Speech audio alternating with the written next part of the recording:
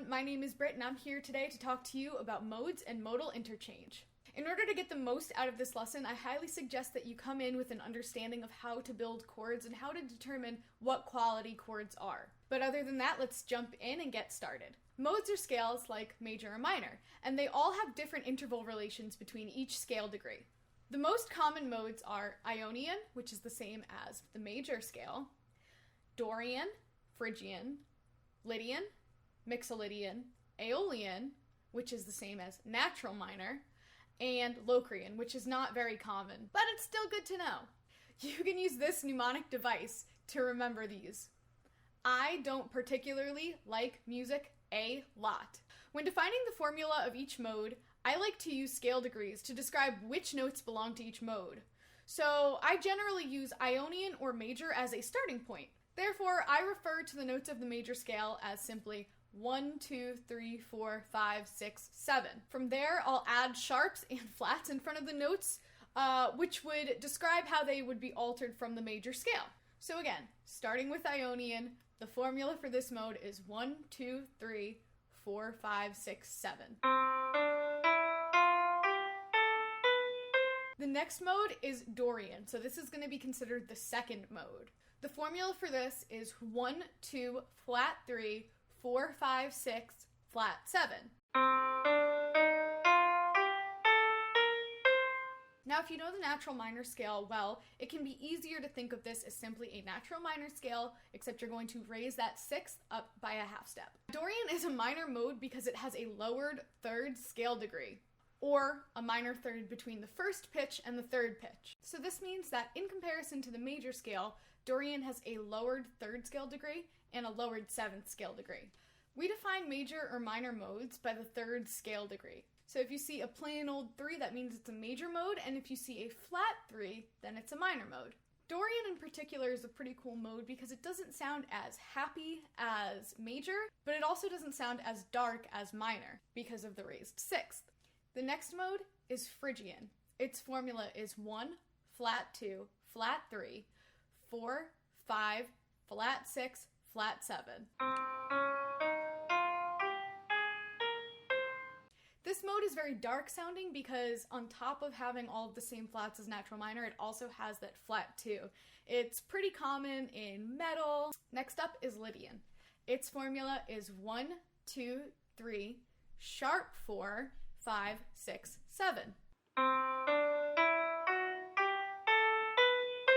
So you'll notice that it's just a major scale with a raised fourth. This mode is extremely bright, and if you're looking to rate something that's beautiful or sounds very dreamy, I would highly suggest this mode. A good example of this mode at work is Dreams by Fleetwood Mac, because it has that chord progression of 1 major to 2 major, and this is a staple chord progression in Lydian. Next up, we have Mixolydian, and the formula for this is 1, 2, 3, 4, 5, 6, and flat 7. So again, it's just a major scale with one little change. We're going to lower that 7th scale degree by a half step. This one is super common in rock music, so if you ever heard that slide up from flat 7 to 1, that's this sound. Now we all know Aeolian, it's just natural minor, and the formula for this is 1, 2, flat 3, 4, 5, flat 6, flat 7.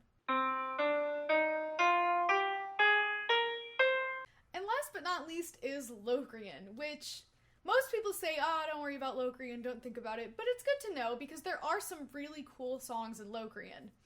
But the formula for this is 1, flat 2, flat 3, 4, flat 5, flat 6, flat 7. So basically flat everything except for 1 and 4 because you can't really have a flat 1.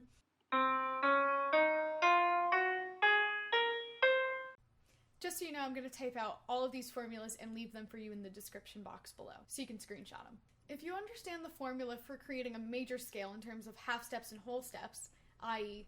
whole, whole, half, whole, whole, whole, half, then sometimes it can be easier to look at these modes as taking the major scale and starting on a different scale degree and running it through. And so you're kind of cycling through this order of half steps and whole steps. So let me explain. That sounds a little bit confusing. It sounds more confusing than it is. So I like to use Dorian as an example. If you take Dorian which is the second mode. Remember, we have them all numbered from 1 to 7 with our mnemonic device. To build a D Dorian scale, you could take the C major scale, because D is the second scale degree of C, and then you could run that scale basically from D up to D, using the same notes that are in the C major scale. This is going to reorder those groupings of whole steps and half steps, and so you'll notice that they kind of just shift. You can do the same thing for each of these modes. However, I do think it's a little bit more time consuming to do it this way versus to remember what notes that you need to change. Now, just like the major scale, when you stack triads or seventh chords on each scale degree of these modes, you get a unique set of chords which belongs to each individual mode. Let's look at Dorian for an example. Okay, so you can see we've got our D Dorian scale here, and the notes are D, E, F, G, A, B, C, and then that top octave D. So, in order to determine the chords that make up D Dorian, we're going to go note by note and stack triads and seventh chords on top. So for the one chord, we are going to stack the notes D, F, A, and C. This is a minor 7 chord. It's D minor 7. Therefore, the one chord in Dorian is always going to be a minor 7 chord. Moving on to the 2 chord, which starts on E, we're going to stack the notes E, G, B, and D. Oops.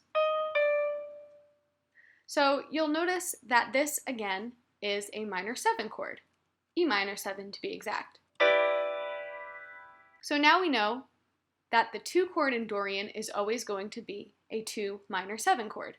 Let's do one more example. On the scale degree flat 3, we're going to stack the notes F, A, C, and E. Oops. There we go. So you'll notice this is a major 7 chord, F major 7.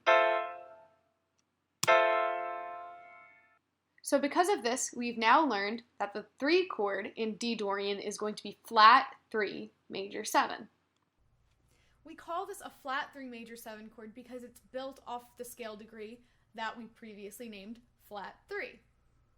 The flat 3 is simply a relation to the minor key. Remember, we're lowering that third by a half step. And if we go on to examine the rest of the chords for Dorian, we'll have the following: 1 minor 7, 2 minor 7, flat 3 major 7, 4 dominant 7, 5 minor 7, 6 minor 7 flat 5, and 7 major 7. Now, knowing that we have 7 of these common modes, this opens up infinite options for chord progressions and chord combinations. Modal interchange is one of the most simple things you can do to write a more interesting or unique sounding chord progression. Modal interchange simply means that you are borrowing chords from different modes. So in order to use modal interchange, all you have to do is write a chord progression in one mode and borrow a chord or two from a different mode. Let's look at an example. Let's take Dorian again. We've been running with this one. So let's look at an example of a typical chord progression you would find in Ionian or major.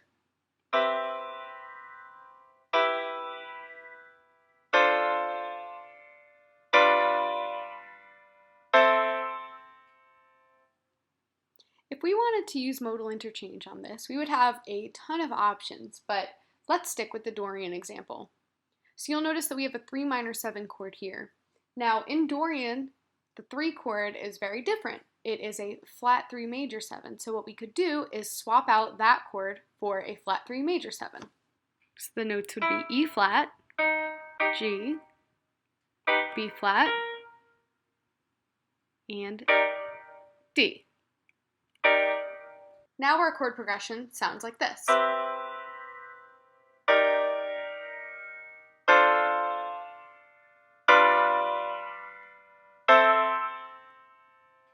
So you can see that even just changing one chord adds a ton of interest. Now if we wanted to do a different example, we could pull a chord from, let's say, Lydian. Lydian is interesting because it has a 2 major 7 chord. So why don't we try and swap out the original 2 minor 7 for a 2 major 7.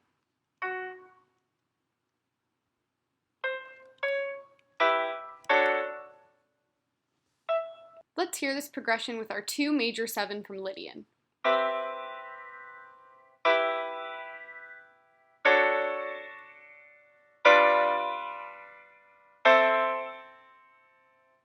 So you see that borrowing these chords really is as simple as just swapping them out.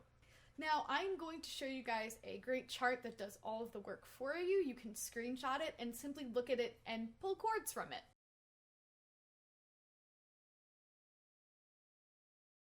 Highly recommend screenshotting that one. So sometimes when I'm writing, I just like to sit down with this chart and just experiment with different chords from different modes. So obviously there are infinite combinations that you have, and I can't cover all of them in this one video.